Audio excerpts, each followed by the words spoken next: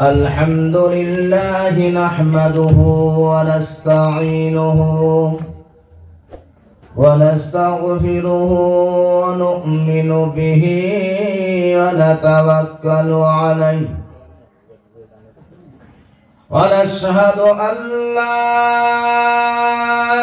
إله إلا الله وحده لا شريك له ونشهد أن محمدًا عبده ورسوله أما بعد فقد قال الله تعالى في كلامه المجيد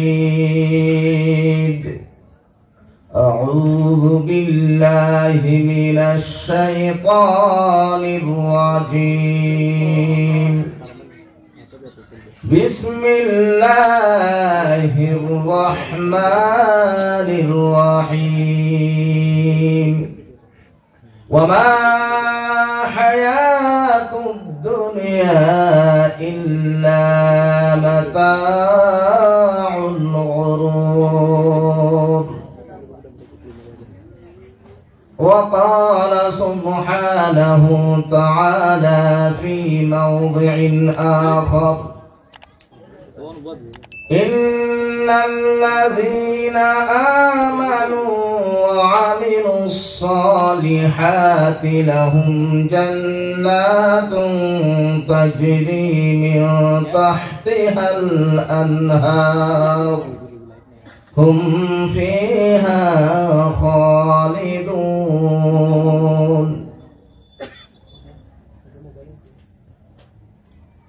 قال سبحانه تعالى أيضا لله ملك السماوات والأرض يخلق من يشاء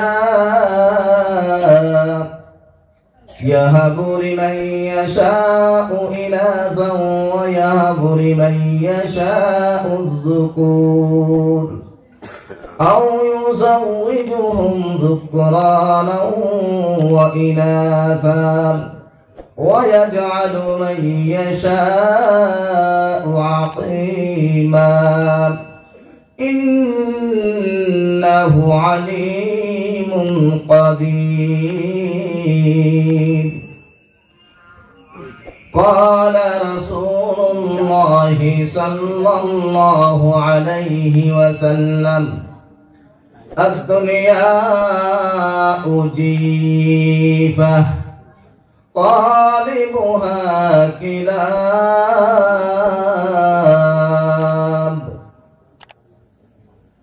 وقال النبي صلى الله عليه وسلم وما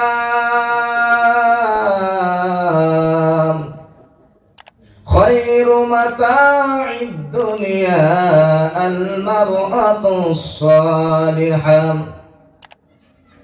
मैं दुनिया में हूँ दुनिया की तलबगार नहीं हूँ मैं दुनिया में हूँ दुनिया की तलबगार नहीं हूँ बाजार से गुजर हो खरीदार नहीं हो बाजार से गुजर हो खरीदार नहीं हो दुनिया है मुसाफिर खाना कब्र खैर ठिकाना कोई आगे रवाना है कोई पीछे रवाना जगा जी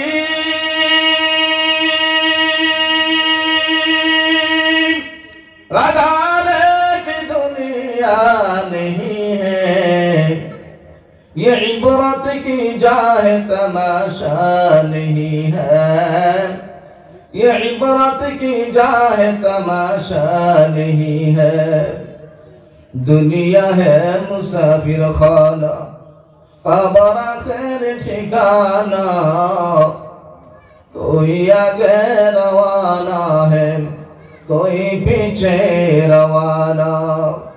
ला निद्द वला निद्द वला हद्द लिमौला, ला निद्द वला निद्द वला हद्द लिमौला। الآن كما كان ولم يلقى جوالا، الآن كما كان ولم يلقى جوالا. لا ضد ولا ند ولا عم وخالا، لا حي لا صورة لا شبه لمولى، لا حي لا صورة لا شبه لمولى.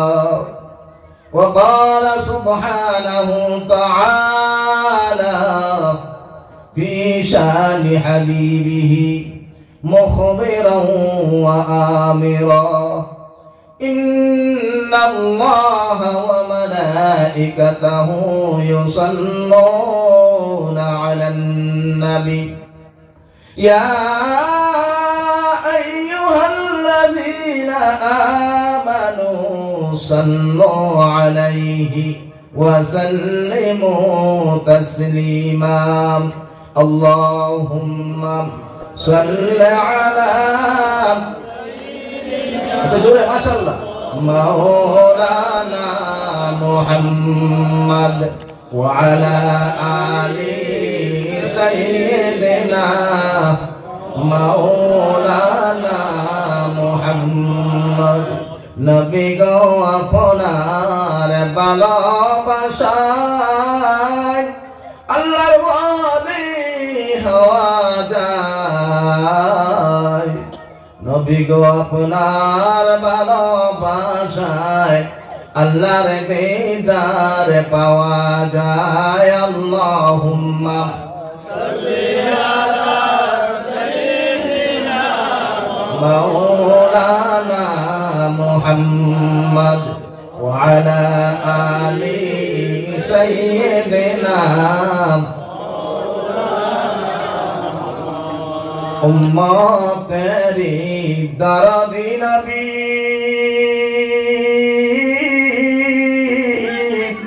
গন্ধে সদা সর্বদা এখনো যার সরজরসে ওই যে সোনার মদিনা। আল্লাহুম্মা জোরে মাশাআল্লাহ মাওলানা মুহাম্মদ ওয়া আলা আলি সাইয়্যিদিনা মাওলানা মুহাম্মদ। আমার ভাইরা, কাল হাসরের ময়দানে কোন আল্লাহর বান্দা এই কথা দাবি করতে পারবে না যে আমি আমার আমলের বদৌলতে জান্নাতের হকদার। तमाम সাহাবায়ে কেরাম থেকে নিয়ে तमाम আউলিয়া কেরাম, পীর মুর্শিদ, বড় পীর আব্দুল কাদের জিলানী হোক, খাজা মাইনুদ্দিন চিশতি রাহমাতুল্লাহ হোক না কেন, যার জীবনে তাহাজ্জুদ পর্যন্ত কাজা নেই, ওই আল্লাহর বান্দা এই কথার দাবি পেশ করতে পারবে না যে আমি আমার আমলের বদৌলতে জান্নাতের হকদার। প্রত্যেকটা মানুষ নবীজির সুপারিশের মুহতাজ, ঠিক কিনা ভাই বলুন? এই নবীজির সুপারিশ আপনারা পেতে চান কি চান না? কে কে হাত উঠায় বলেন নারে তাকবীর, নারে তাকবীর। আল্লাহ কবুল করে, সবাই বলেন আমিন। আমার ভাইরা, আপনারা সবাই জানেন, উলামায়ে কেরামের জবান থেকে বারবার শুনেছেন, যে ব্যক্তি জীবনে একবার স্বপ্ন যদি আল্লাহ রাসূলের দিদার নসিব হয়, তার উপরে জাহান্নামের আগুন হামেশার জন্য হারাম হয়ে যায়, ঠিক কিনা ভাই? এই নবীজির দিদার পেতে চান কি চান না? এই নবীজির মহব্বত চান কি চান না? আর এই নবীজির মহব্বত অতি সহজে পেতে হলে যেই যত বেশি রাসূলের শানে যত বেশি মহব্বতের দরুদ ও সালাম পাঠ করবেন, তত বেশি নবীজির মহব্বত আপনার দিলের মধ্যে জন্মাবে। আল্লাহ রাসূল বলেন, যে বান্দা আমার উপরে একবার দরুদ শরীফ পড়ে, তার উপরে আমি 10 বার দরুদ সালাম পাঠ করি, বলেন সুবহানাল্লাহ। অতএব আমার ভাইরা, আমি চাই আপনাদের আওয়াজ আপনাদের লেহেজা, আপনাদের চেহারার মধ্যে যে বোঝা যায় সত্যকার আপনারা নবীজির পাগল। আল্লাহুম্মা সাল্লি আলা সাইয়্যিদিনা মাওলানা মুহাম্মদ ওয়া আলা আলি সাইয়্যিদিনা মাওলানা মুহাম্মদ। মাটির নিচে বাড়ি তোমার, মাটির হবে বিছানা,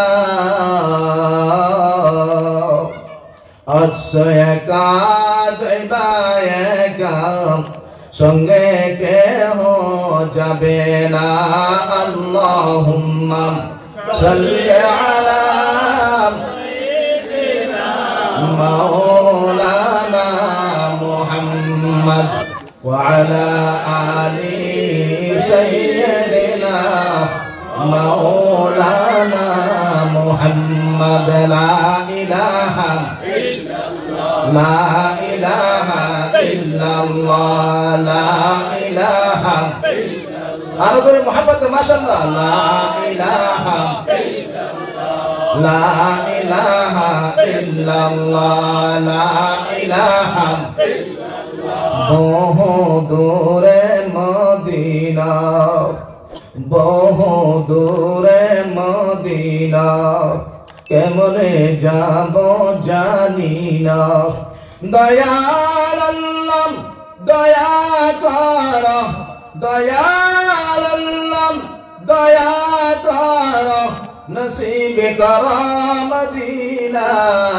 লা ইলাহা ইল্লাল্লাহ, লা ইলাহা ইল্লাল্লাহ, লা ইলাহা ইল্লাল্লাহ, লা ইলাহা ইল্লাল্লাহ, লা ইলাহা ইল্লাল্লাহ। নবী রাসূল গায়রুল্লাহ, ফকির দরবেশ গায়রুল্লাহ, মাজার বাজার গায়রুল্লাহ, দরগাহ দুর্গম গায়রুল্লাহ, দরগাহ দুর্গম গায়রুল্লাহ।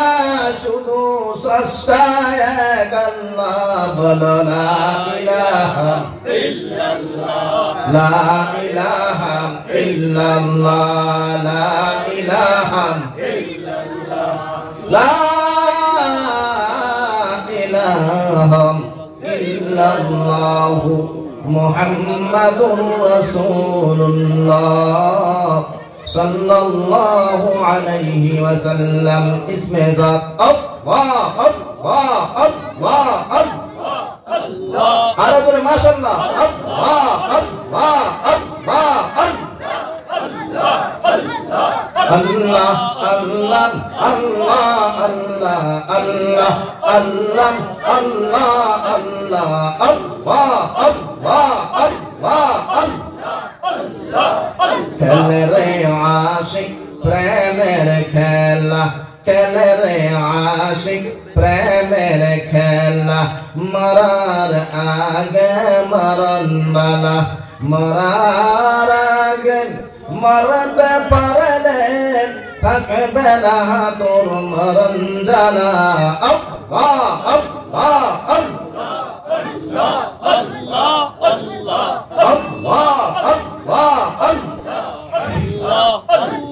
ও মাবুদ মাওলা রে, কি নাম দয়রা ডাকব তোমারে। আল্লাহ আল্লাহ আল্লাহ আল্লাহ আল্লাহ আল্লাহ। ও মাবুদ মাওলা রে, কি নাম দয়রা ডাকব তোমারে। আরে কি নাম দয়রা ডাকলে রে মাওলা, তোরাই নিবি বান্দারে। মাবুদ মাওলা রে, কি নাম দয়রা ডাকব তোমারে। আল্লাহ আল্লাহ আল্লাহ আল্লাহ আল্লাহ। আরো জোরে মাশাআল্লাহ। আল্লাহ আল্লাহ আল্লাহ আল্লাহ আল্লাহ। একটাই কাসন মুসা নবী, তোরে তোর পাহাড়ে গিয়া, আরে খোদার নূরে পা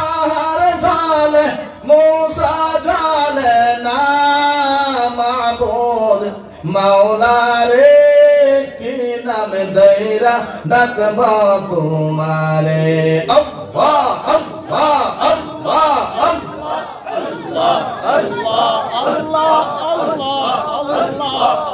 আল্লাহ আল্লাহ আল্লাহ আল্লাহ আল্লাহ আল্লাহ আল্লাহ আল্লাহ আল্লাহ আল্লাহ আল্লাহ আল্লাহ আল্লাহ আল্লাহ লা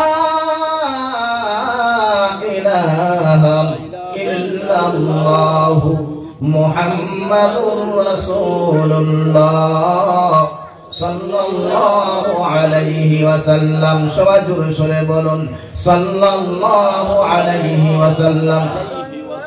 আমি সবাইকে তো অনুরোধ করব যে জায়গাগুলি গ্যাপ আছে এগুলো পূরণ করে ফেলুন। আল্লাহ রাসূল আমাদেরকে জন্ম থেকে মৃত্যু পর্যন্ত লেনদেন, ব্যবসা বাণিজ্য, মুআমালা, মুআশারা সব কিছু শিখিয়ে দিয়েছেন। আল্লাহ রাসূলের দ্বীনি জলসার মধ্যে বসারও একটা সুন্নত আদাব আছে। এই আদনা থেকে আদনা সুন্নতকে আদায় করার যে কত বড় ফায়দা। আমার ভাইরা হয়তো আপনার একটু মনে কষ্ট নেবেন, হুজুর শীতের মধ্যে একটু কষ্ট দিলে আমাদেরকে জেনে রাখুন। মান তামাসসাকা বিসুন্নতি ইনদা ফাসাদি উম্মতি ফালাহু আজরু মিআতি শাহীদ। বলেন সুবহানাল্লাহ। যে ব্যক্তি ফিতনা ফাসাদের জমানায় আদনা থেকে আদনা একটা আল্লাহ রাসূলের সুন্নাত জিন্দা করবে, আল্লাহ তাআলা তার আমলনামার মধ্যে 1 2 3 100 গলা কাটা শহীদের সওয়াব দেবে। বলেন সুবহানাল্লাহ। সুবহানাল্লাহ। আমার ভাইরা, আমরা যারা পেছনে বসছিলাম এখন সামনে এসে বসেছি। আমার যেই কোনো জলসাতে আমি কাউকে ওয়াদা করেন আপনি ফার্স্ট টু লাস্ট বসতে হবে। আপনার প্রস্রাব পায়খানার প্রয়োজন যেতে পারবেন বিনা জরুরত, আপনি জানামা আপনার কোনো ওয়াদা ভঙ্গ না।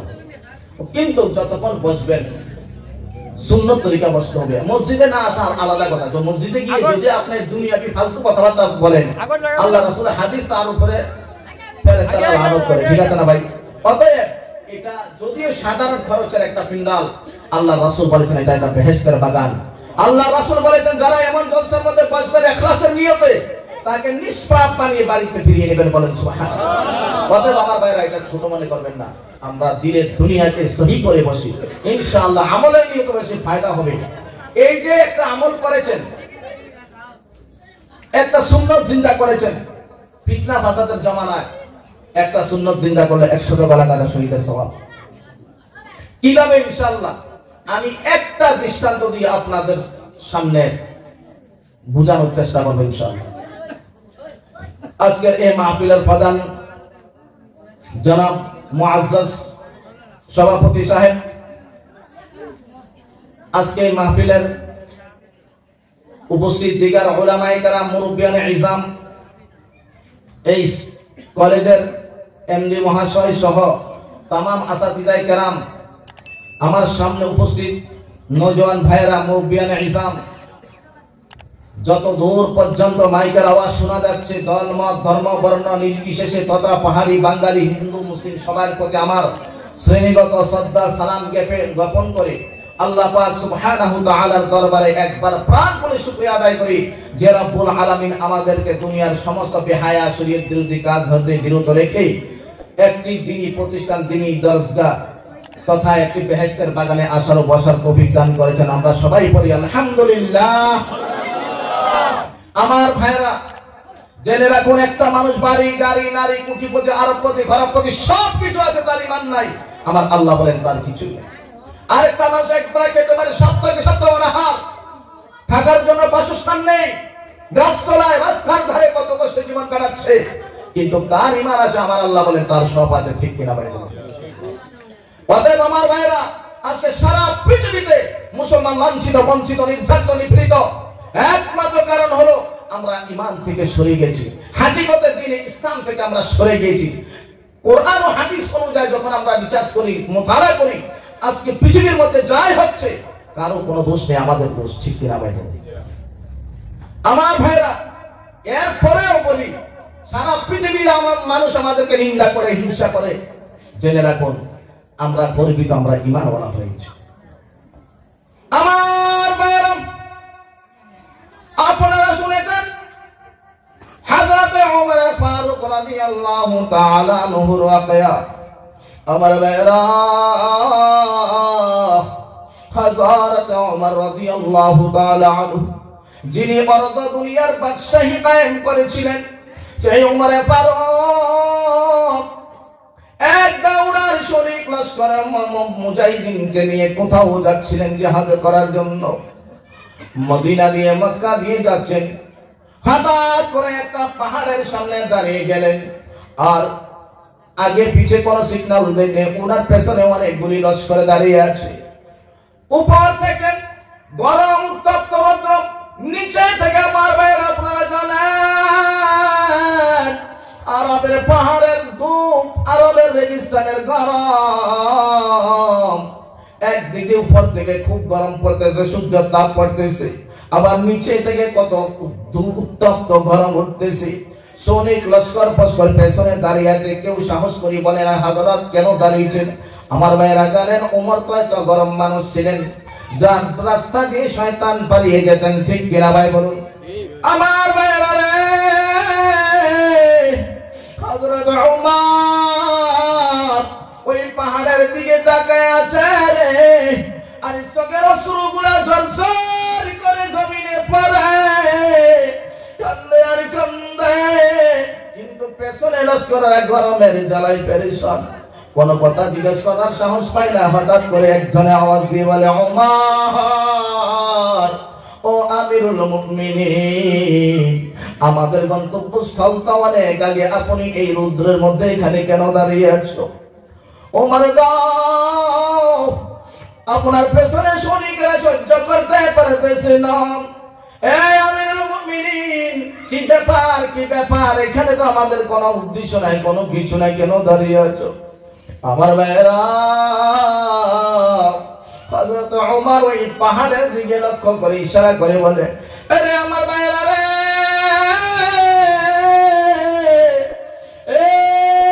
মুসলমান, কান খুলে শুনে রাখো বাবারা, ও আমার ভাইয়েরা, বন্ধুরা, কান খুলে শুনে রাখো। ছোটবেলায় আমি ওমর, আমার বাবা খাত্তাব বাবাকে পাহাড়ে পাঠাতেন উট বেড়া চড়ানোর জন্য। আমি উট বেড়া চড়াইতাম, সকালে উট বেড়া নিয়ে আসতাম, উটের পালকে পালিয়ে চড়াইয়া যখন বাড়িতে নিতাম, নেওয়ার পর আমার বাবা খাত্তাব চাবুক দিয়ে লাঠি দিয়ে আমার শরীরের মধ্যে এমন ভাবে পাহাড় করতো, আমার শরীর থেকে রক্ত বের হয়ে যেত। আর বলতো, ওমর, আমার মনে হয় আরবের মধ্যে তোর মতো বেকুবার কোন মানুষ নাই। আরে ওমর, তুই আমার ঘরে কি অযোগ্য সন্তান জন্ম হইলি? সকালে উট নিয়ে জঙ্গলে গিয়েছ, বাড়িতে উট নিয়ে আসো, উটের পেট খালি। ওমর রে, তোর মতো বেকুবার কোন মানুষ নাই। হযরত ওমর ওই সাহাবীদেরকে লক্ষ্য করে বলতেছেন, ও মুমিন মুসলমানেরা, কান খুলে শোনো, যে ওমর ছোট্টবেলা উট চড়াইতে জানতাম না, যে ওমর ইসলাম কবুল করার আগে উট চড়াইতে, বেড়া চড়াইতে জানতাম না, ওই ওমর আছে ওই ঈমান কবুল করার কারণে, ওই কোরআন কবুল করার কারণে আল্লাহ পাক আমাকে অর্ধ দুনিয়ার বাদশা বানিয়ে দিয়েছেন। বলেন সুবহানাল্লাহ। আমার ভাইরা, আজকে আমরা ঈমানের দাবি করি, কিন্তু ঈমানের হাকিকত আমার কাছে নাই, আপনার কাছে নয়। আমার ভাইরা, তারা ছিল ময়দানের মধ্যে একজন, অপর দিকে 10 জন, একদিকে ছিল 300, অপর দিকে ছিল 1000 অধিক, আরো আসলেও বেশি, হাতিয়ারও বেশি, ঠিক কিনা ভাই বলুন? কিন্তু আমরা কামিয়াব হয়েছে কারা? একমাত্র ইমানদার মুসলমানেরা, ঠিক কিনা ভাই বলুন? আমার ভাইরা, আমাদের উদাহরণ হলো এমন, কত দেখছেন তো, যারা খেলা দেখায় বাজারের মধ্যে, বাজারে খেলা দেখায় না, বাজারে খেলা দেখায় যেমন 10 তলা 2টা বিল্ডিং, ওই 2টা বিল্ডিং এর মধ্যে একটা মানুষ মাঝখানে একটা দড়ি রশি বাঁধছে, বাঁধার পরে উনার ছোট, প্রথমে উনি ওই রশিটা দিয়া এই বিল্ডিং থেকে ওই বিল্ডিং এর মধ্যে আসলো, সবাই খুশি, বাহ কত জবরদস্ত খেলা। উনি এরপরে কি করেছে দেখেন, উনার কলিজার টুকরা একটা সন্তান, 3 বছরের একটা সন্তান উনি উনার কাঁধে নিলেন, নিয়ে আবার ওই 10 তলা বিল্ডিং থেকে এই 10 তলা বিল্ডিং এর উপরে একটা দড়ি, একটা রশির উপরে হেঁটে হেঁটে আসলো, সবাই হাতে তালি দিলেন, বাহ বাহ বাহ, কত সুন্দর খেলা। এবার সবাইকে জিজ্ঞাসা করলো, ভাই আপনারা বিশ্বাস তো, আমি যে আমার সন্তানটাকে নিয়ে ওই রশি থেকে এই বিল্ডিং এর মধ্যে আসলাম, ওই বিল্ডিং থেকে বিল্ডিং এর মধ্যে আমার কোনো কিছু ধরা ছাড়া কাঁদিনি আমার বাচ্চাটা, আপনারা বিশ্বাস আছেনি আমার সন্তানটা আবার এই বিল্ডিং থেকে ওই বিল্ডিং আবার যেতে পারবো? সবাই 100% আমরা সবাই একমত। ওই কার্তুক দেখানে বলে আবার নিচে বললেন, ঠিক আছে ভাই, আপনারা যারা আছে কেউ একটা সন্তান দেন, আপনার সন্তানটা আমি কাঁধে নিয়ে এই বিল্ডিং সেই বিল্ডিংয়ে যাবো। এবার আর একটা কথা কেউ রাজি হয় না। এটা হলো আমাদের ইমান আর ভরসা, ঠিক কিনা ভাই বলো? যে ইমান প্রয়োজনে জ্বলে ওঠে না, যে ইমান সত্য নেয়ার কথা বলে না, যে ইমান প্রয়োজনে জ্বলে ওঠে না, যে ইমান সত্য নেয়ার কথা বলে না, যে ইমান অন্তরে নাই, যে ইমান বাস্তবে নাই, মুখে শুধু পাকা বলি, কি করে তারে বলো ইমান বলি, কি করে তারে বলো ইমান বলি। যে ইমান দিন কায়ামের আন্দোলনের দরকারে নাম, যে ইমান লিবাসদারি কোরআন হাদিস পড়ে নাম, যে ইমান দিন কায়ামের আন্দোলনের দরকারে নাম, যে ইমান লিবাসদারি কোরআন হাদিস পড়ে নাম, যে ইমান অন্তরে নাই, যে ইমান বাস্তবে নাই, মুখে শুধু ফাঁকা বলি, কি করে তারে বলো ইমান বলি, কি করে তারে বলো ইমান বলি। যে ইমান প্রয়োজনে জ্বলে ওঠে না, যে ইমান সত্যের কথা বলে না, যে ইমান খাসার নামে মাজার করে পুরুষ কামায়, যে ইমান শিরকিয়াতের আমল করে ভিতর হয়, যে ইমান অন্তরে নাই, যে ইমান বাস্তবে নাই, মুখে শুধু ফাঁকা বলি, কি করে তারে বলো ইমান বলি, কি করে তারে বলো ইমান বলি। ঠিক কিনা আমার ভাইরা? আমার ভাইরা,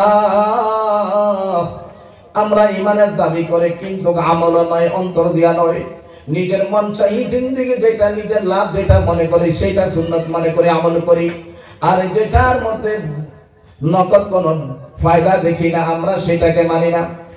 আমার ভাইরা, আমি আল্লাহ পাকের কালামে পাকের 6666 আয়াতের মধ্য থেকে ছোট ছোট 3-4টি আয়াত তেলাওয়াত করেছি। একটি আয়াত তেলাওয়াত করেছি, ওমা হায়াতুদ দুনিয়া ইল্লা মাতাউল গুরুর। এই দুনিয়ার জীবনটা, আমাদের হায়াতটা কিছুই নাই, শুধু দুকার সামান, দুকা আর দুকা।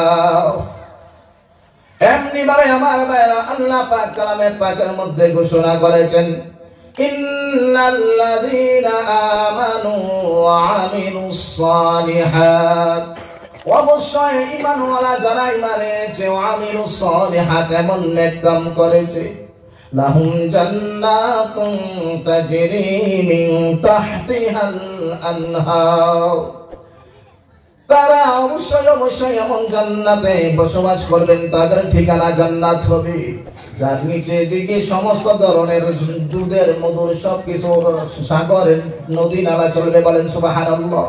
হুম ফিহা খালিদুন, এবং তারা হামেশা হামেশা ওই জান্নাতের মধ্যে থাকবে। বলেন সুবহানাল্লাহ। আমার ভাইরা, এমনি ভাবে আমি একটা হাদিসের টুকরা তেলাওয়াত করেছি, খায়রু মাতাঈদ দুনিয়া আল মারআতুস সালিহা। এই একদিকে আল্লাহ পাক কালামে পাকের মধ্যে ঘোষণা করেছেন, হায়াতুদ দুনিয়া ওয়া মা হায়াতুদ দুনিয়া ইল্লা মাতাউল গুরুর। এই দুনিয়ার জীবনটা হলো, এই হায়াতটা হলো শুধু দুকার সামান, দুকার সামান। দুনিয়ার মধ্যে কোনো ভালো সামান নাই। আল্লাহর রাসূল একটা হাদিস বয়ান করেছেন, খায়রু মাতাঈদ দুনিয়া আল মারআতুস সালিহা। এই দুনিয়ার মধ্যে সবচেয়ে ভালো সামান যদি থেকে থাকে সেটা হলো নেককার বিবি, নেককার মহিলা। বলেন সুবহানাল্লাহ। এমনি ভাবে আমার ভাইরা, কালামে পাকের 42 নম্বর সূরা, সূরার নাম সূরা শূরা। এই সূরার 49 নম্বর আয়াত এবং 50 নম্বর আয়াত আমি তেলাওয়াত করেছি। লিল্লাহি মুলকুস সামাওয়াতি ওয়াল আরদ, আল্লাহর জন্য আসমান জমিনের মিলকিয়ত, বাদশাহী। ঠিক কিনা ভাই বলুন? ইয়াখলুকু মাইয়াশা, আল্লাহ যেটা চায় সেটা সৃষ্টি করে। ইয়াহাবু লিমান ইয়াশাউ ইনাসাও ওয়া ইয়াহাবু লিমান ইয়াশাউ যুকুর, আল্লাহ যাকে ইচ্ছা করে তাকে মেয়ে সন্তান দেয়, আবার যাকে ইচ্ছা করে তাকে ছেলে দেয়। ঠিক কিনা ভাই বলুন? আও ইউযাউযুহুম যুকরানা ওয়া ইনাসা, এবং আল্লাহ যাকে ইচ্ছা করে তাকে ছেলেও দেয় মেয়েও দেয়। ঠিক কিনা ভাই বলুন? ওয়া ইয়াজআলু মান ইয়াশাউ আকিমা, আবার আল্লাহ যাকে ইচ্ছা করে তাকে ভাঁজ দেয়, ছেলেও দেয় না মেয়েও দেয় না, ভাঁজ। ঠিক কিনা ভাই বলুন? আমার ভাইরা, ইন্নাহু আলিমুন কাদির, আল্লাহ সবকিছু জাননেওয়ালা, আল্লাহ সবকিছুর উপরে কুদরত রাখনেওয়ালা। ঠিক কিনা ভাই বলুন? এই দুই চারটি আয়াতের মাঝখানে আমি দুই চারটি কথা আপনাদের সামনে ব্যাখ্যা করার চেষ্টা করব। আমার ভাইরা, সত্য করে ওমা হায়াতুদ দুনিয়া ইল্লা মাতাউল গুরুর, এই দুনিয়ার জীবনটা হলো ধোঁকা আর ধোঁকা। যেদিকেই তাকাবেন যেদিকেই দেখবেন শুধু আয়েশ আর আরাম। ঠিক কিনা ভাই বলুন? ওই ব্যাখ্যা দেওয়ার আগে আপনাদের সাথে আমি একটা ওয়াদা করেছিলাম যে আপনাদেরকে যে আমি কষ্ট দিয়েছি, সেই কষ্টের বিনিময়ে যে আমি একটা ওয়াকিয়া দিয়ে এইটার কি লাভ হয়েছে, কি ফায়দা হয়েছে, আমি একটা ঘটনা শোনাবো বলছিলাম নি ভাই? আমার ভাইরা, আল্লাহ রাসূলের যে একটা হাদিস সুন্নাত আদায় করেছেন, আল্লাহ রাসূল হাদিসে বলেন, মান তামাসসাকা বিসুন্নতি ইনদা ফাসাদি উম্মতি, যে ব্যক্তি একটা সুন্নতকে মজবুতির সাথে আঁকড়িয়ে ধরবে, আমল করবে এই ফিতনা ফাসাদের জামানায়, ফালাহু আজরু মিআত শাহীদ, তার জন্য 100 গলা কাটা শহীদের সওয়াব পায়। শত ভাই 100 গলা কাটা শহীদ। আমার ভাইরা রে, শহীদ কাকে বলা হয়? যে ব্যক্তি নিজের জীবনটা পর্যন্ত আল্লাহর রাস্তায় বিলীন করে দিয়েছে, কোরবানি করে দিয়েছে, ওই জীবনটা আবার আল্লাহর দরবারে কবুল হয়েছে, তাকে বলা হয় শহীদ।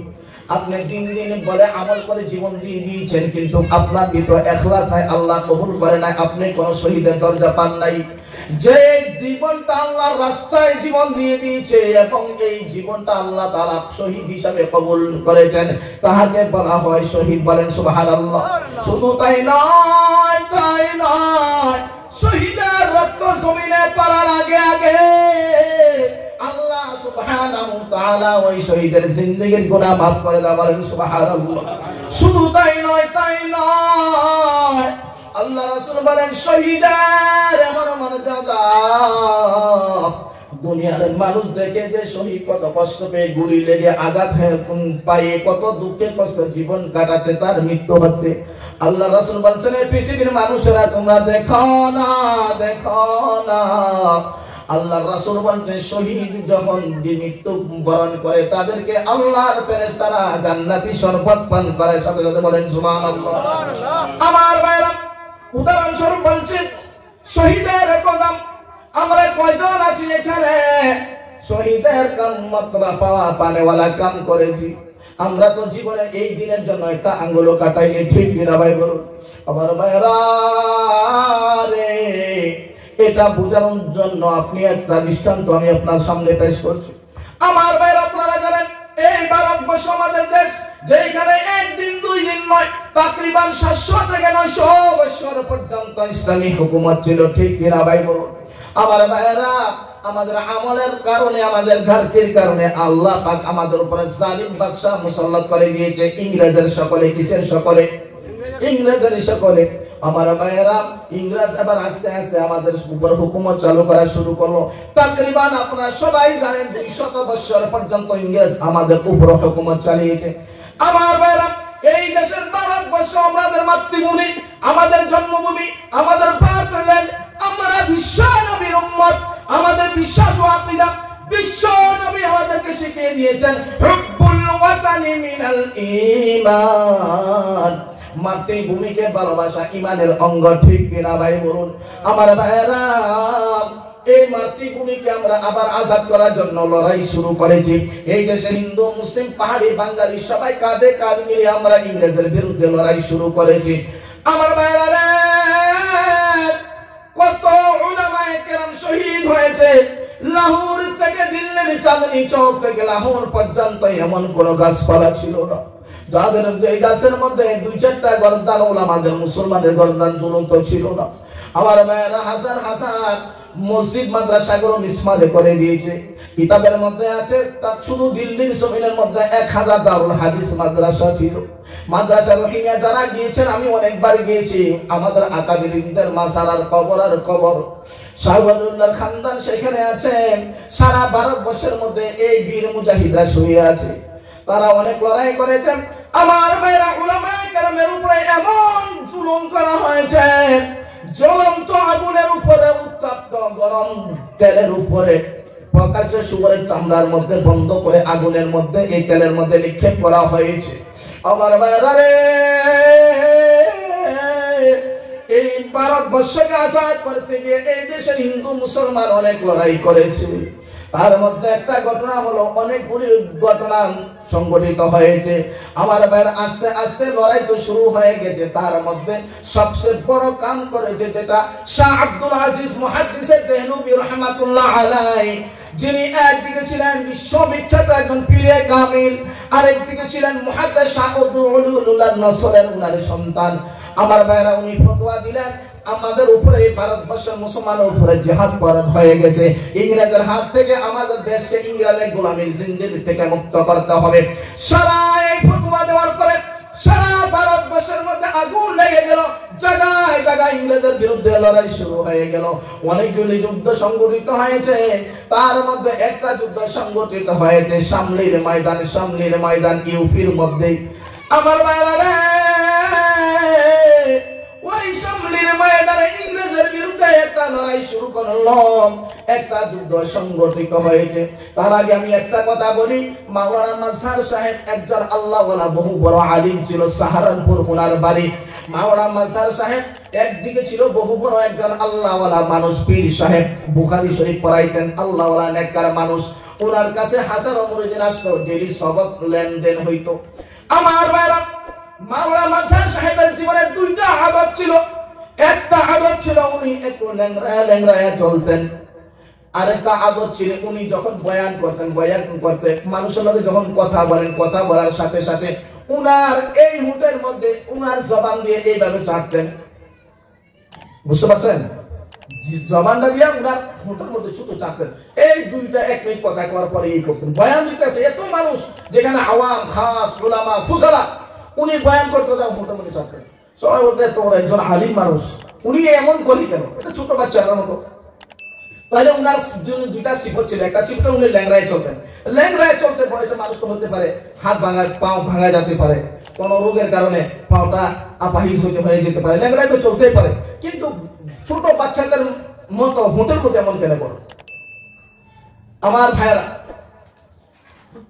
মাওলানা মাজহার সাহেব উনার মুরিদের মনে একটা প্রশ্ন জাগলো যে হুজুর এত বড় আল্লাহওয়ালা মানুষ, আমাদের পীর সাহেব উনি ছোট বাচ্চাদের মতো এমন করে কেন?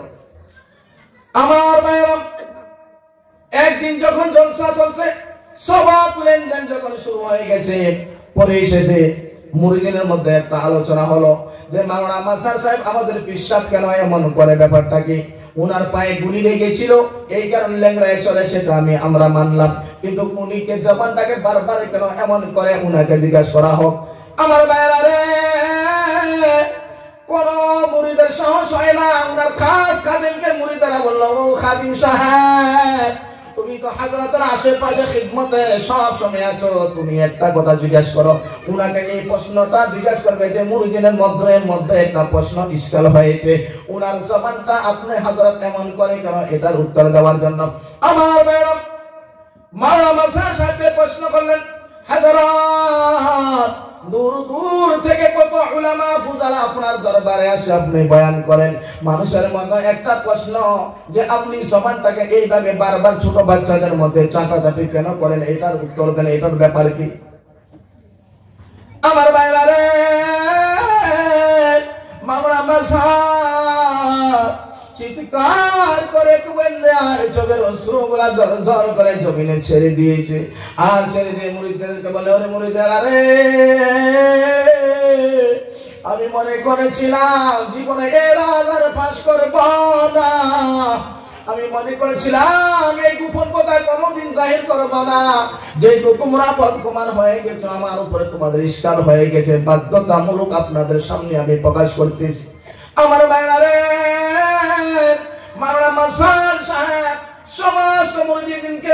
দিলেন, আমার মুর্দেরা, আমি জাগার ওই সামনের ময়দানে ইংরেজের বিরুদ্ধে লড়াই শুরু হয়েছে। একদিকে ছিল ইংরেজ ফৌজ, তাদের ছিল নতুন নতুন নিত্য নতুন হাতিয়ার আসলেহা। আমরা মুসলমান অপর দিকে ছিলাম ভারতের পক্ষে লড়াই করার জন্য, তাদের বিরুদ্ধে যুদ্ধ করার জন্য। যুদ্ধ যখন শুরু হবে, আমরা মুসলমানের কাছে কোনো কিছু না, হাতে আছে মাত্র একমাত্র তসবিহ, আল্লাহ আল্লাহ আল্লাহ আল্লাহ করনেওয়ালা জিনিস। যুদ্ধ শুরু হবে, যুদ্ধ শুরু যখন আমরা লাইনে দাঁড়িয়ে আছি, এমন অবস্থায় দেখছি জালিম ইংরেজ আমাদের যুদ্ধের সিগন্যাল দেওয়ার আগে আমাদের সামনে যে উলামায়ে কেরামের লাইনটা সবার আগে ছিল, ইংরেজ আন্ধাধুন ফায়ারিং করা শুরু করলো। আমরা যারা লাইনে আছিলাম, কারো সিনার মধ্যে গুলি লেগেছে, কারো পায়ের মধ্যে গুলি লেগেছে, কারো মাথার মধ্যে গুলি লেগেছে। কারবালার ময়দানের মতো ইয়ারাপসি করে জমিনের মধ্যে, ওই সামনের ময়দানের মধ্যে লাশ আর লাশ, চিৎকার, পানি পানি পানি পানি বলে চিৎকার করে। আমাদের উলামায়ে কেরাম মুসলমানের লাশ পড়ে আছে, আমাদের কাল আল্লাহ তাআলাকে উড়াই, সবাই পানি পানি পানি পানি করে চিৎকার করতেছে। তখন আমিও পানি পানি পানি করে বলে চিৎকার করতেছি। এমন সময় দেখি রে, আকাশ থেকে জান্নাতি একটা হুরের দল জান্নাতি শরবতের গ্লাস নিয়ে উপস্থিত। আর পানি পানি করে যেই সমস্ত মুজাহিদিনরা চিল্লায়, যাকে পানিটা পান করা, জান্নাতি শরবতটা পান করে, সে মরে যায়, শহীদ হয়ে যায়। এরপর আরেকজনকে পান করালো, সেই শহীদ হয়ে গেছে। আরেকজনকে পান করে, যাকে এই জান্নাতি শরবতটা পান করায়, সে শহীদ হয়ে যায়। এমনি ভাবে সিরিয়ালে লাশ হিসাবে আমিও পড়ে আছিলাম, আমারও পায়ে গুলি লেগেছে। আমিও যখন পানি পানি করে চিৎকার করতেছি, ওই ময়দানে জান্নাতি হুরেরা জান্নাতি গ্লাসের মধ্যে করে জান্নাতি শরবত আমাকে পান করার জন্য আমার বুকের মধ্যে এইভাবে গ্লাসটা রেখেছে। গ্লাসটা রাখার পরে জান্নাতি হুরের সরদারিনী ডাক দিল, সাবধান সাবধান, আল্লাহর বান্দা মাওলানা মাঝহারকে শরবত পান করানোর ইজাজত নাই। কারণ হলো এটা জান্নাতি শরবত। যে মানুষটা এই মুহূর্তে মৃত্যুবরণ করবে, শহীদ হবে, শহীদের দরজা পাবে, তার জন্য এই জান্নাতি শরবতটা সিদ্ধান্ত তাকেই পান করানো যাবে। আর মাওলানা মাঝহার সাহেবকে পান করানো যাবে না। এই কারণে উনার পায়ে গুলি লেগেছে, উনার হায়াত এখনো বাকি আছে, উনি মরবে না। এই অবস্থা দেওয়ার সাথে সাথে ওই জান্নাতি হুর গ্লাসটা উনার হোঁট থেকে টান নিয়ে নিয়ে এসেছে। মাওলানা মাঝহার সাহেব পরিশেষে আস্তে আস্তে বাড়িতে চলে গেলেন, ভালো হয়ে গেলেন। মাওলানা মাঝহার সাহেব বলেন, আরে আমার মুরিদেরা, ওই যে সামনের ময়দানে যে জান্নাতি গ্লাসের কিনারাটা আমার হোঁটে একটু লেগেছিল, ওই জান্নাতের কাটা ছোঁয়ার কারণে আমার এই হুটের এই জায়গা থেকে এত মজা আসে রে, যার কারণে আমি বারবার আমার হুটটাকে আমি চাটিয়ে, বলেন সুবহানাল্লাহ। আমার ভাইরা, এই শহীদের এত বড় দাম মর্যাদা। আমার ভাইরা, আজকে আমরা কষ্ট করে এখানে আগে এসে বসেছি সুন্নত আদায়ের নিয়তে, আমরা কেমন শহীদের সওয়াব পাবো, ঠিক কিনা ভাই বলুন? তাহলে কত বড় মর্যাদা শহীদের ভাই বলুন? আল্লাহ পাক সব সময় আদরে সফরে লেনদেন খানায় দানা হার হালতে আমাদের নবীজির সুন্নতের উপর আমল করনেওয়ালা বানাইতে সবাই বলেন আমিন। আমার ভাইরা, আমি আল্লাহ পাকের আয়াত তেলাওয়াত করেছিলাম, লিল্লাহি মুলকুস সামাওয়াতি ওয়াল আরদ, আল্লাহর জন্য আসমান জমিনের মিলকিয়ত, ঠিক কিনা ভাই বলুন? হায়াতের মালিক আল্লাহ, মওতের মালিক আল্লাহ। আল্লাহ যাকে ইচ্ছা করে যেটা চায় সেটা চেষ্টা করে, সৃষ্টি করে। আল্লাহ কাউকে চায় শুধু মেয়ে দেয়, ইয়াহাবু লিমান ইয়াশাউ ইনাফা, আল্লাহ যাকে ইচ্ছাকে শুধু মেয়ে সন্তান দেয়, আবার যাকে ইচ্ছা দেন মেয়ে দেয় না, শুধু ছেলে দেয়, ঠিক কিনা ভাই বলুন? আমার এক শ্রেণী আছে আল্লাহ পাক তাকে মেয়েও দিয়েছে, ছেলেও দিয়েছে, ঠিক কিনা ভাই বলুন? আমার এক শ্রেণীর লোক আছে আল্লাহ তাকে আপাহাস বাঁশ বানিয়ে রেখেছে, তার সন্তানও হয় না, ছেলেও হয় না, মেয়েও হয় না। আমাদের 15 বছরের ত্রিপুরা রাজ্যের মুখ্যমন্ত্রী ছিলেন মানিক সরকার, কিন্তু তার কোনো সন্তান নাই। ত্রিপুরা রাজ্যে আমাদের মুসলিমের মধ্যে সবচেয়ে বড় একজন ধনী, কোটি কোটি টাকার মালিক, তার কিন্তু সব আছে, সারা ত্রিপুরাতে তার সম্পদ আছে, কিন্তু আমার ভাইরা তার একটা ছেলে ওনার মেয়েও নাই। এটা আল্লাহর ইশারা না ভাই বলেন? তাহলে আমার ভাইরা, আমরা যারা মনে মনে ভাবি যে আমার মেয়ে হয়েছে, এটা দুঃখের বিষয়। ছেলে হলে মিষ্টি খাবায় খুব বেশি, মেয়ে হলে ফোনটাও সঠিকভাবে করে না, ঠিক কিনা ভাই বলুন? এমনি ভাবে এটা তো হলো ছেলে দেওয়া আর মেয়ে দেওয়া আল্লাহর হুকুম না ভাই? আল্লাহর হুকুম কিনা ভাই বলুন?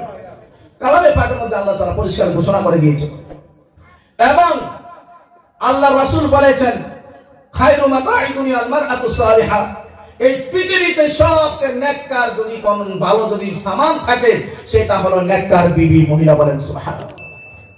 অতএব আমার ভাইরা, যাদের আমাদের কাছে যাদের মেয়ে সন্তান খুশি হওয়ার বিষয়, ঠিক কিনা ভাই বলেন? আল্লাহ রাসূল বলেছেন যার প্রথম সন্তান কন্যা সন্তান তার জান্নাতের রহমতের দরজা খুলে গেছে তার বাড়িতে। বলেন সুবহানাল্লাহ। অতএব আমাদের যার প্রথম মেয়ে সন্তান হয় অথবা শুধু আমাদেরকে মেয়ে দিয়েছে আমরা খুশি, ঠিক কিনা ভাই বলুন? জান্নাতের জাহান্নাম দুইটা জিনিস আছে, ঠিক কিনা ভাই বলুন? জান্নাত আল্লাহ রাসূল বলেছেন যার ঘরে একটা মেয়ে বা দুইটা মেয়ে তিনটা মেয়ে সঠিকভাবে ভালো সুশিক্ষায় শিক্ষিত করে বিবাহ একটার ভাবে বিবাহ দিয়ে দিচ্ছে আল্লাহ রাসূল বলেছেন তারপর একটা মেয়ে তো একটা জান্নাত, দুইটা মেয়ে তো দুইটা জান্নাত। বলেন সুবহানাল্লাহ। ঠিক কিনা ভাই বলুন? এমন কথা কোন শ্রেণীর ব্যাপার আল্লাহ রাসূল বলেনি। এরপরেও আমার ভাইরা, আমরা যারা মেয়ে সন্তানকে নিন্দা করি, মেয়ে হলে আমাদের মুখ বেজার হয়ে যায়, এটা ভুল। মেয়েদের সাথে কোনদিন বাড়াবাড়ি করা যাবে না। মেয়েদেরকে যত মায়া মহাব্বত দিবেন আল্লাহ আল্লাহ রাসূল খুশি হয়, ঠিক কিনা ভাই বলুন? এখন হুজুর প্রশ্ন করতে পারে, হুজুর আপনি শুধু মেয়েদের ফজিলত বয়ান করলে হবে? মেয়েদেরকে শুধু ভালোবাসতে হবে, মহাব্বত করতে হবে? তারা নবীদের মা, ওলিদের মা, রাসূলের মা। কিন্তু হুজুর তারা যদি খারাপ ব্যবহার করে আপনার সাথে, আপনি তখন কি করবেন? আমি বলবো তো আপনাকে যদি গালিও দেয়, আপনার উপর নির্যাতন করে, তবুও তার সাথে ভালো ব্যবহার করে, এটা হলো সুন্নাত তরিকা। বলেন সুবহানাল্লাহ। কিভাবে? তারা যদি আপনার সাথে বেয়াদবি করে বারবার, আপনি মাফ করেন, সবর করেন, ধৈর্য ধারণ করেন, আল্লাহ পাক আপনার মর্তবা বরণ করে দেবে। বলেন সুবহানাল্লাহ। আমার ভাই, আপনারা শুনেছেন খাজা আবুল হাসান খরকানি রাহমাতুল্লাহ আলাইহির জীবনী। খাজা আবুল হাসান খরকানি রাহমাতুল্লাহ আলাইহি বহু বড় একজন আল্লাহওয়ালা মানুষ ছিলেন। খাজা আবুল হাসান খরকানি বহু বড় আল্লাহর ওলি ছিলেন, মুস্তাজাবুদ দাওয়াত ছিলেন। দূর দূর থেকে হযরতের কাছে দোয়ার জন্য মানুষ আসতেন হাজারাত। আমার এফলা পেরেশানি, আমার জন্য দোয়া করবেন। হযরত দোয়া করতেন, দোয়া কবুল হয়ে যায়। আমার ভাইরা রে, খাজা আবুল হাসান খরকানি রাহমাতুল্লাহ আলাইহির জামানার মধ্যে একটা বদমাশ ছিল। একদিকে ছিল খাজা আবুল হাসান সবচেয়ে বড় আল্লাহওয়ালা মানুষ, আরেক দিকে একজন বদমাশ ছিল, সে গুন্ডামি করত, কত খুন করেছে, মার্ডার করেছে, রাহাজানি করেছে, মহিলাদের ইজ্জত লুণ্ঠন করেছে। আমার ভাইরা, তার অত্যাচার এলাকার মানুষ পেরেশান ছিল। পরিশেষে যখন উনার গায়ের বল কমে গেছে, শক্তি কমে গেছে, হঠাৎ তার একটা সঙ্গী মারা গেল। এবার তার জানাজার মধ্যে গেল, ইমাম সাহেব ফজিলত বয়ান করতেছে, মৃত্যু নেকের মৃত্যু, জান্নাতের ফজিলত বয়ান করতেছে, জাহান্নামের কারকির্দি বয়ান করতেছে। যখন বারবার বয়ান করতেছে, রে মুসলমান, জুলুম ছুড়ে দাও, কতল ছুড়ে দাও, দিনদার হয়ে যাও, আল্লাহওয়ালা হয়ে যাও। ইন্নাল্লাযীনা আমানু ওয়া আমিলুস সালিহাত, যারা ঈমান এনেছে, এমন নেককার হয়েছে, এমন নেককার আমল করেছে, লাহুম জান্নাতুন তাজরি মিন তাহতিহাল আনহার, তাদের জন্য জান্নাত রাখা আছে, হামেশা তাদের ঠিকানা হলো জান্নাত। হুম ফিহা খালিদুন, তারা সব সময় ওই জান্নাতের মধ্যে থাকবে। মৃত্যুর কথা যখন বারবার বয়ান করতেছে, জান্নাতের ফজিলতের কথা বয়ান করতেছে, দাফনের পরে ওই যে ডাকাত বাড়িতে গিয়েছে, তার বুকের মধ্যে একটা ঝটকা লেগেছে। হায় রে, আমার সঙ্গী সে মার্ডার করেছে, খুন করেছে, আমার সাথে মিলে সে ডাকাতি করেছে, আমার সাথে থেকে সে মহিলাদের মা বোনদের ইজ্জত লুণ্ঠন করেছে, আজকে সে মারা গেছে। এখন তো আমার গায়ের বল কমে গেছে। আমার ভাইরা দেখবেন, আপনার একজন সঙ্গী যদি আচানক মারা যায়, আপনার মনটা দুর্বল হয়ে যায়, ঠিক কিনা ভাই বলুন? এবং জানাজার মধ্যে যখন গেলেন, ওই মানুষের সাথে, ওই ইমাম সাহেবের সাথে যখন আলোচনা, জান্নাতের ফজিলত, জাহান্নামের হুলনাকের বর্ণনা হলো, তার মনের মধ্যে একটা ঝটকা দিল, হায় রে, আমার মতো গুনাহগার, আমার মতো খুনি, আমার মতো গুনাহগার, আমার মতো নাফরমান এই এলাকার মধ্যে আর কেউ নাই, আমার ঠিকানা হবে জাহান্নাম, জাহান্নাম, জাহান্নাম। আমার কি গুনাহ মাফ হবে? গুনাহ মাফ হবে? আমার ভাই সে কান্নাকাটি করতে করতে এক বন্ধুকে জিজ্ঞাসা করলো, বন্ধু রে, আমি বড় নাফরমান, আমার এখন শরীরের শক্তি চলে গেছে, কোনো তাকাত নাই, আমি কি করব? আমাকে তো মৃত্যুবরণ করতে হবে, জাহান্নামে আমি কিভাবে থাকবো? জান্নাত তো আমি পাবো না, আমার তওবা কি কবুল হবে? আমার মনে হয় আমার মতো গুনাহগারের তওবা কবুল হবে না।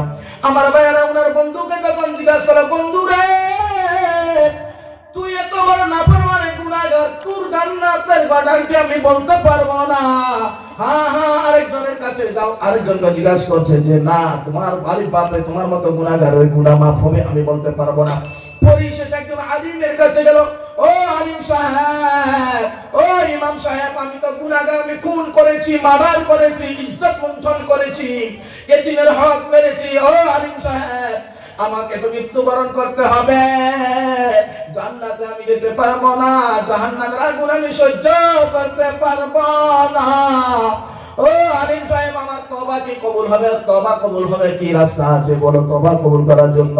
আমার ভাইরা রে, ও আলিম সাহেব বললেন, ওরে নাফরমান, তুই এত বড় গুনাহগার, আমার দ্বারা তোর ব্যাপারে আমি কিছু বলতে পারি না। হ্যাঁ, একটা জায়গা আছে, ওই জায়গার মধ্যে যাও, যাও, যাও। ওই আল্লাহর ওলি খাজা আবুল হাসান খারকানি রাহমাতুল্লাহ আলাইহি, খারকান শহরের মধ্যে আবুল হাসান নামে একজন আল্লাহওয়ালা দিনদার নিষ্পতি লোক বসবাস করে। উনার কাছে দূর দূরান্ত থেকে বহু মানুষ এসে উনার সাথে কাছে এসে তওবা করে, কান্নাকাটি করে। উনাকে দিয়ে দোয়া করালে মুস্তাজাবু দাওয়াত, দোয়া কবুল হয়ে যায়। ও টাকা, তুমি ওই আবুল হাসান খারকানির বাড়িতে যাও, উনি আল্লাহওয়ালা মানুষ, উনার হাতে হাত দিয়ে তওবা করো, হ্যাঁ সেটা হ্যাঁ আল্লাহ তোমার গুনাহ মাফ করবে। আমার ভাইয়েরা, যত মানুষকে বলেছেন বারবার সবাই একটাই বলেছেন যে তোমার গুনাহ এত বেশি, তোমার ব্যাপারে আমরা কিছু বলতে পারবো না। পরিশেষে উনার মনটা বড় হলো, যাই হোক কমসে কম একটা রাস্তা তো আমি পাইলাম। খাজা আবুল হাসান খারকানি রাহমাতুল্লাহ আলাইহির বাড়িতে চলে গেলেন।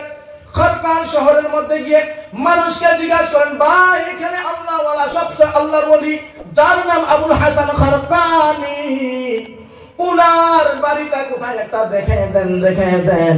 সবাই দেখে দিলেন, দেখো ও এইভাবে যাও, এই রাস্তা দিয়ে একটু আগে গেলে প্রথম বাড়িটা আবুল হাসান সাহেবের। আমার বেলা উনি ওই বাড়িতে গেলেন।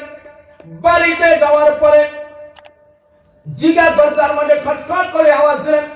একটা মহিলা আসলেন, হাতের মধ্যে ঝাড়ু। জিজ্ঞাসা করলেন, মা গো মা, ও মা, আমি এই এলাকার সবচেয়ে বড় গুন্ডা বদমাশ নাফরমান, আমি এসেছি, খাজা আবুল হাসান সাহেব কোথায়? আল্লাহর ওলি, উনার কাছে আসলে সবাই বলে যে তওবা করার জন্য লাইন হবে। আল্লাহর ওলি, ওই আল্লাহর ওলির কাছে তওবা করার জন্য এসেছি। আমার ভাইরা, ওই মহিলার হাতে ছিল ঝাড়ু, সাথে সাথে ধমকি দিয়ে বলতেছেন, কি কে তুমি? কি কিসের আবুল হাসান? আল্লাহর ওলি বলে। আল্লাহর ওলি বলে এখানে নাই, এটা একটা শয়তান আবুল হাসান। কে বলছে সে আল্লাহর ওলি? এটা শয়তান মানুষ, যাও যাও, এখানে নেই। যে মহিলা বলতেছে সেটা হলো আবুল হাসান আল্লাহর ওলি সাহেবের মহিলা, উনার স্ত্রী। এবার ডাকাতের মনের মধ্যে আবার নিরাশ পয়দা হয়ে গেল, হায় রে, যে কি অবস্থা। আমি সব দরজা থেকে ফিরে এসে একটা সন্ধান পেলাম, আল্লাহর ওলি আবুল হাসান সাহেবের বাড়িতে আসবো। এখন উনার কাছে আসা, উনার বাড়িতে উনার মহিলা, উনার স্ত্রী বলতেছে একটা শয়তান বাটপা, সে কোন আল্লাহর ওলি পলি নয়। এটা কিভাবে? তখন উনি মাইনাস হয়ে গেলেন যে আমার গুনাহ মাফ করার মনে হয় আমি পৃথিবীতে আর কেউ নেই। উনি এখান থেকে নিরাশ হয়ে উনি আবার জঙ্গলের দিকে রওনা হয়ে গেলেন, যে আর আমি আমার এই জীবন রাখি, আল্লাহ জঙ্গলে চলে যায়। জানে ওই জঙ্গলের মাঝে বাঘ ভালুক আছে, উনাকে খেয়ে ফেলবে। উনি ভাবছেন আমি তেমন জাহান্নামী, সেমন জাহান্নামী, যাই জঙ্গলের দিকে চলে যায়। উনি আল্লাহর কাছে কাঁদতে কাঁদতে জঙ্গলের দিকে রওনা হয়ে গেলেন। আর কাঁদতেছে, আল্লাহ আমি তো কোনো রাস্তা পাইলাম না, আল্লাহ তুমি যদি মাফ করার কোনো উপায় নাই। হঠাৎ দেখতেছে জঙ্গল থেকে একটা মানুষ আসে, বিশাল একটা বাঘ, এই বাঘের উপরে সাওয়ার হয়ে দূর থেকে আসছে একটা মানুষ।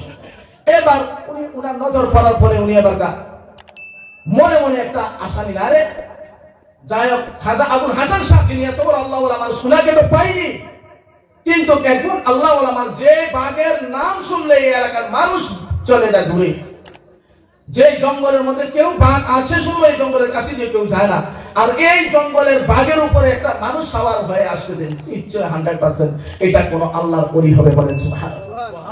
আল্লাহর ওলির কথা ভেবে আমার কাছে বলছে, আর আমার তো নমক নমক এই বাঘের উপর যে সওয়ার হয়ে আসতেছে যে আল্লাহ ওয়ালা মানুষটা, উনার সাথে আমি কথা বলবো।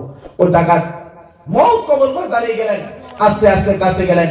যাওয়ার পরে উনার সাথে যখন সাক্ষাৎ হলো, আসসালামু আলাইকুম ওয়া রাহমাতুল্লাহি ওয়া বারাকাতুহু, আল্লাহর ওলি ওয়া আলাইকুম সালাম জিকির করেন, লা ইলাহা ইল্লাল্লাহ লা ইলাহা ইল্লাল্লাহ।